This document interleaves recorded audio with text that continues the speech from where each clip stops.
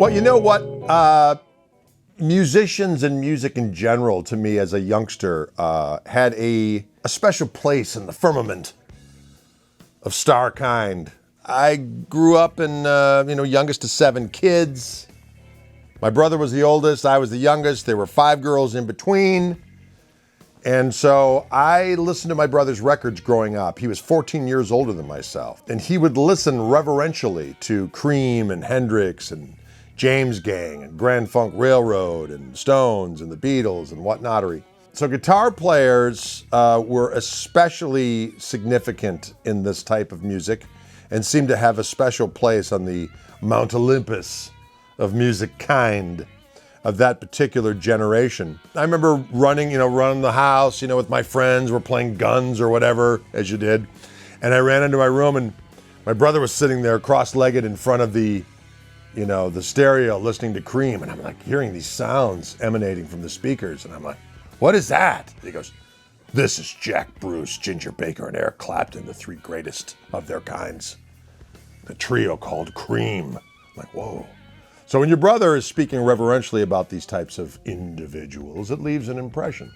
So I was like, being a musician would be cool. Plus, I just loved the sound of music. I used to make cardboard cutouts of guitars. Somehow I got into Hendrix. I don't know at what point it happened, but I remember, it was back when I had to take naps. And I just somehow was drawn to Hendrix.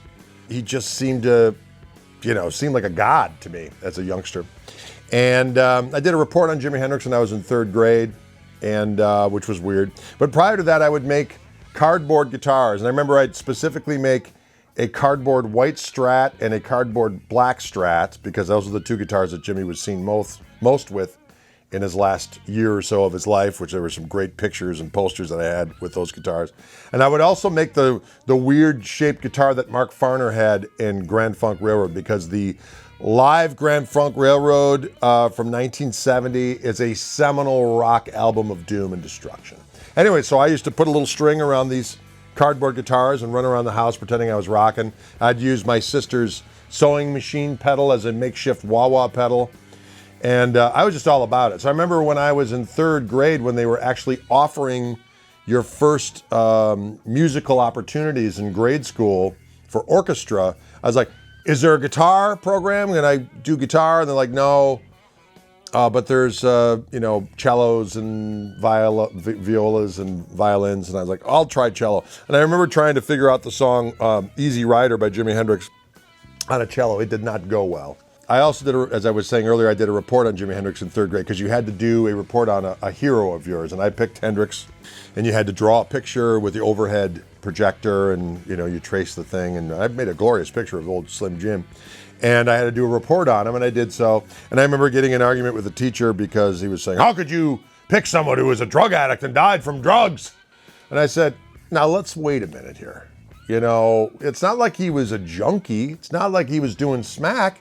Yeah, sure, he liked some acid and smoking some weed. Who didn't back then? I'm 3rd grade talking about these. It was a little weird. 12 years old, I started playing guitar. And there was a girl at the street who was a friend of my sister's, who had an El Degas nylon string acoustic guitar. And she let me borrow it. I figured out how to tune it from the guy across the street, my buddy John Petroff, who was, 7 years older than me or so. And I remember he took my first chord, I think it was like an A chord. Plays it like that, and then I was around the house, was going, cocaine. So I was sitting around the house, doing what I could with this guitar. And I was saying to my dad, I need lessons. I want to get a guitar, because I just borrowed the one from the gal up the street. Finally, after he saw that I was pretty desperate to do this, he's like, listen, I've got a client of mine who plays guitar and bass and mandolin and banjo in a society band in town.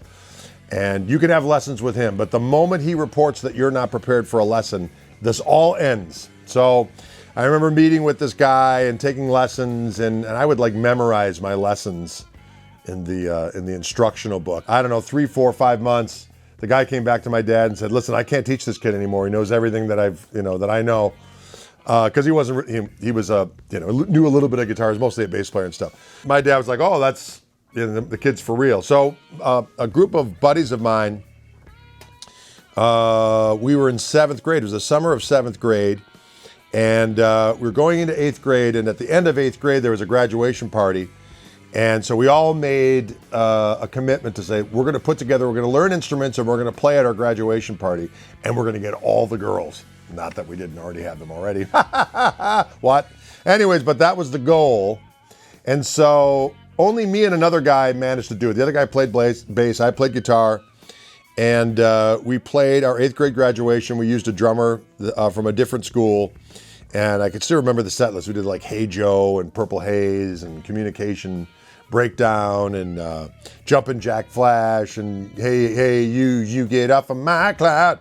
And they were embryonic versions, but we played them nonetheless. And then I just took to it right away. I started playing like a fiend. And because, my mom was a really good piano player, and she had showed me some, the blues. I could do like a boogie woogie piano thing when I was a kid. So the blues progression was already in my brain, and I had listened to so much music that by the time I actually put my hands on a guitar, I just picked it up really fast. So after that first gig that summer, I started playing with I was going to be a freshman in high school after that, and I was playing with these guys that were all seniors. So I was gigging like right away, and I never really looked back. When I was a senior in high school, I got a scholarship to go to this jazz camp. I went to the jazz camp, and I was playing a telly at the time, and I had a pretty good handle on bluesy rock stuff. My country stuff was coming together at that point in time. I knew a little bit of jazz stuff, and I went up to this camp, and the guy that was the guitar instructor, a guy by the name of Mike Irish, he was very encouraging, which was kind of unusual in my experience with jazz educators up to that point, just the ones I had experienced. Who were very dismissive of anybody who wasn't more of a jazz purist. If you didn't play a ES-175 with flat wound strings through a polytone amp, you were a heretic. And if you bent a string, you were absolutely the worst person on the planet. So this guy recognized what I had going on. He's like, hey, that blues stuff and the country stuff you all mixed together, it was really cool. If you wanted to add a little more jazz to it, you should check out these guys. And he introduced me to Robin Ford and Larry Carlton. So I kind of gravitated more towards this stuff. And it was also kind of an interesting time too, because it was right about that time. Up to that point, I was really into playing, Albert King, Hendrixy types of things. And I was convinced that I had the market cornered on this kind of playing because everybody else my age was into metal stuff. I mean, there was no one my age that was even remotely into the stuff that I was into. I was like, this is my chance. And then Stevie Ray Vaughan came out. And I was like, well, he's just done everything I was even remotely thinking about, and he's done it in the greatest way possible. So that was kind of serendipitous with this guy showing me the ways of Larry Carlton and Robin Ford. And at the same time, I was really into the Allman Brothers. So I started to veer from more of a single coil approach to more of a humbucker approach, which was a great thing for me. I went to, and it turned out that instructor who was at that jazz camp turned out to be a head of the jazz department at this school in central Wisconsin, University of Wisconsin, Stevens Point. So I ended up going there for college. It was the perfect time because to have him be the instructor and be inclusive instead of, no, you got to do it more of a traditional jazz way. I mean, I definitely learned to do. I didn't really want to be a straight ahead jazz player per se. I just wanted to be literate in terms of being able to write and read music in some kind of a professional level, and to be able to have a sense of harmony sophisticated enough to be able to improvise and to comp over more than just like standard blues, rock, and pop songs. So, and I basically learned that, but realized pretty early on I wanted to do my own band. So by the time I got out of college, I played in this other really cool band that I thought was going to get signed, but after about a year of investing time with that, I was like, I got to do my own thing. So I started doing my own thing and really never looked back, putting out records and always writing and recording my own stuff. Always still doing sessions. I ended up doing a bunch of sessions for various different people, some jingle stuff down in Chicago. It was after doing a jingle down in Chicago. Actually, before I did that, I did my first Fender clinic. I was playing in a club in Milwaukee, Wisconsin, where in my hometown, and guys from Fender came into the store that I was working at, and they heard me playing. Like, are you in a band? I'm like, yeah, as a matter of fact, I'm playing out tonight. These guys from Fender came out and kind of discovered me, if you will, started passing, I had tapes out at that time, started passing tapes around the office at Fender and ended up getting an endorsement deal with them. And they're like, hey, would you be interested in doing clinics for us? So I did my first clinic at Gann Music down in the Chicagoland area. And after I got doing that clinic, Gary Gann came up to me and said, man, you should really do session work down here. Because at that time, Chicago was the jingle headquarters. I mean, most of the jingles for all the major advertising houses, that stuff was done in Chicago, a good lion's share of it. And I thought, people say that, but, oh, you should really do sessions. I'm going to pass your name along. Literally 2 days later, I get a call, and I ended up playing on session. I did stuff for, all kinds of national television commercials and some soundtracks to some TV shows and whatnot.